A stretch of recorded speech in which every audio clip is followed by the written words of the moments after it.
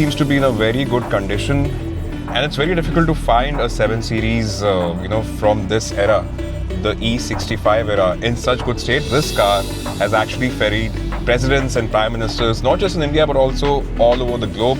A lot of film stars have used this car. In fact, this car also used to come with a special armored package. Okay, now we are going to stop for a quick top up because it is a V8 and obviously it is a thirsty engine.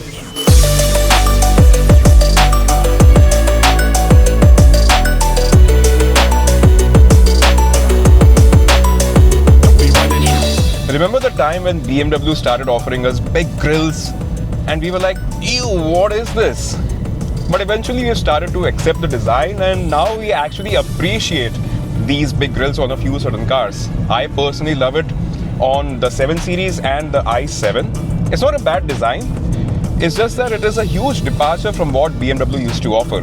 History tells us that whenever that has happened, there has been a lot of initial criticism, and BMW knows this best because, this is not the first time that they've radically changed the form factor of a 7 Series. This E65 that we are shooting today has taken a huge departure from what the 7 Series used to be before. The question is, can a sedan made for the highway also tackle the worst of our Indian road conditions? Is what we are about to find out in this episode of Joyrides.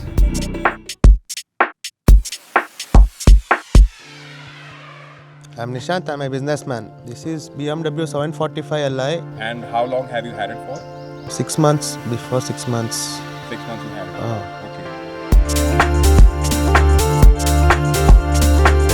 Okay. Genuinely sun-kissed. Just look at this farm. It is so quiet, so far away from the city, so peaceful. Now these are the kind of locations that a typical 7 Series owner would drive back in 1990s.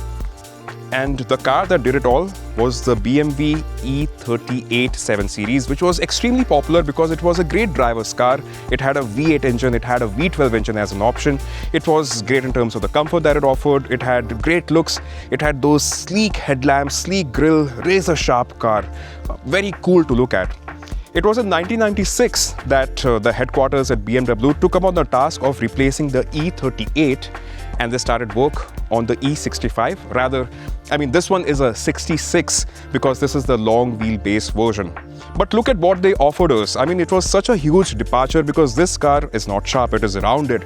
It is sophisticated because it has a ton of electronics and it took them 5 years to develop this car.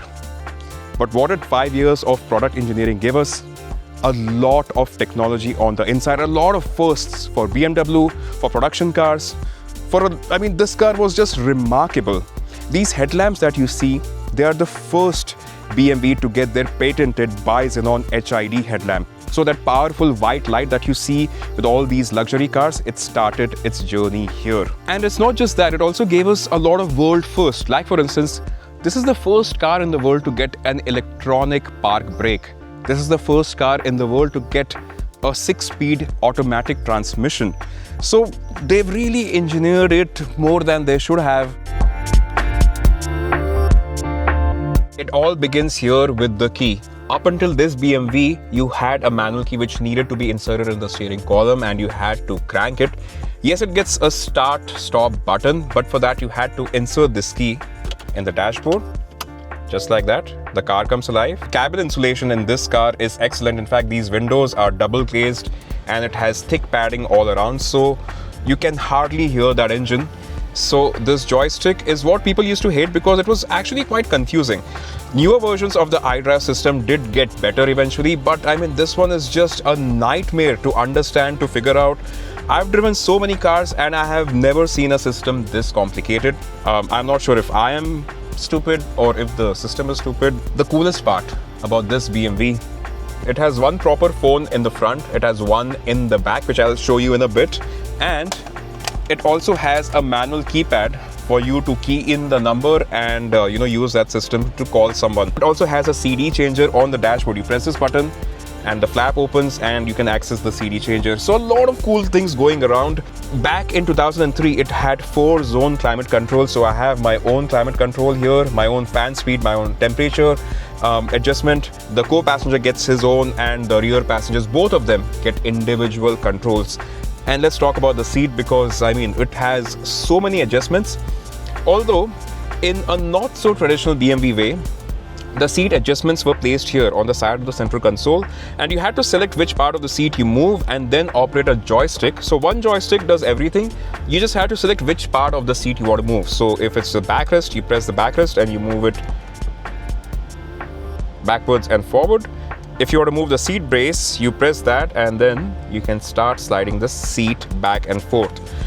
So that is how you operate this electronic seat. It has a lot of adjustments. It also is ventilated and heated. Not just this seat, not just the front two seats. All seats in the car are heated and ventilated. All seats in the car have memory functions. All of them. I told you, modern cars will not offer you these features like this BMW.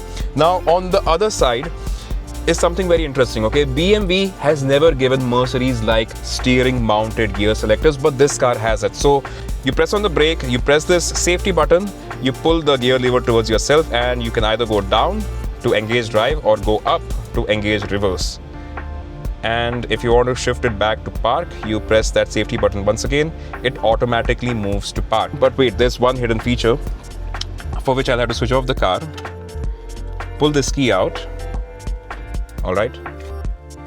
Now this key can be used to lock and unlock the glove box, which is not a big thing. I mean, a lot of cars have this feature, but once you open this, there's actually a toggle switch here using which you can permanently lock the boot.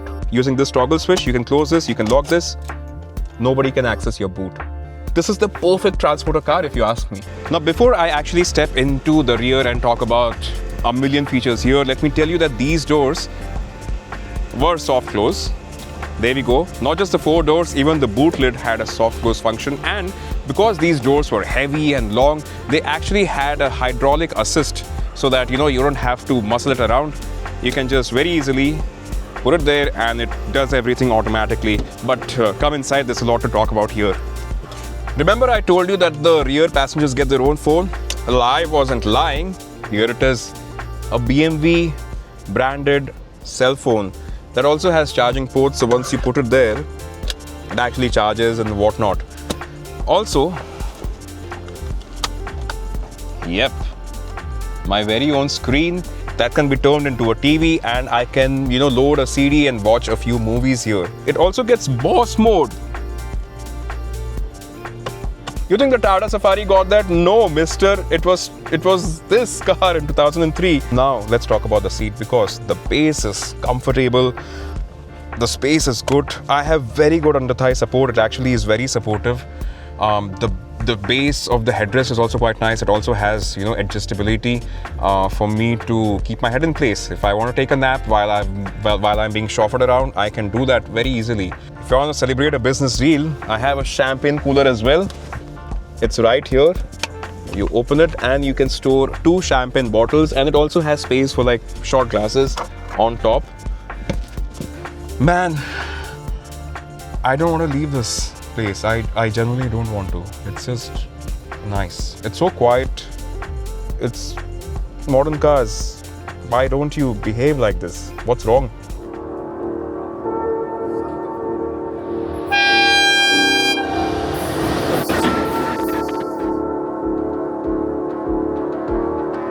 Time to drive a V8 out in the middle of nowhere. This should be fun. We're going to give it the beans. So currently we are rolling at a full stop. Left foot on the brake, right on the accelerator. Hold on to the phone real tight, okay?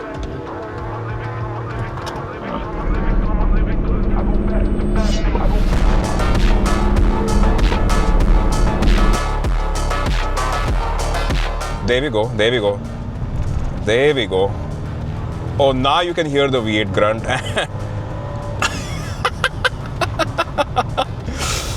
These old school German cars with a big engine, you have that torque, you have that power, but it's not loud. It does not, put it out in your face. It just does its job, and it is super creamy. That's the way to go. Quite nice. The suspension is still super soft, super comfortable. I'm gonna take a U-turn here. The parking sensors work as well. Most of the things work in the car. Very few things that actually don't work. The engine works. So does this world first 6-speed transmission. 6-speed automatic transmission. 6,500 RPM is where it changed the gear. And even till date, imagine the world's first automatic transmission, 6-speed automatic transmission is driving like it should. The gear changes are super smooth. Man, this car is love. I mean, yeah, it's a BMW, so of course it has to be. It just drinks a lot of fuel. I mean, I just have 47 kilometers of range left, so we're going to have to cut it short here.